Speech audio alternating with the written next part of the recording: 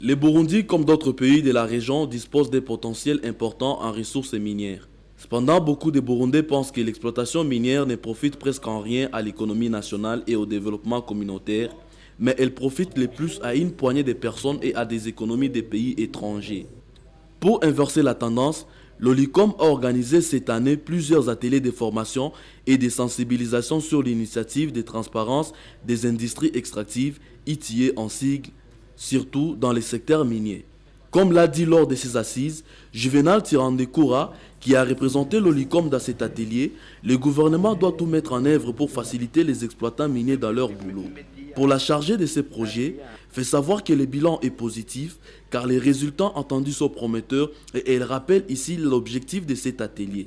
L'objectif visé par ce projet est la contribution au renforcement des capacités pour qu'il y ait une bonne gestion des ressources ici, dans ce secteur, et la mise en place, de l'outil très important ITIE dans le suivi de ce processus. Les consultants de l'OLICOM affirment que le programme ITIE est à un niveau satisfaisant et il a également rappelé les avantages de ce programme pour les Burundais.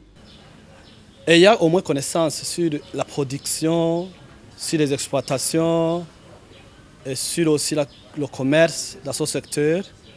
Les étrangers ou même les nationaux qui ne sont pas aussi impliqués dans ce secteur pourraient s'investir et donner aussi des investissements, de gros investissements pour que le secteur minier s'achemine vers le secteur semi-industriel. Parce que jusqu'à maintenant, c'est le secteur artisanal qui est prédominant.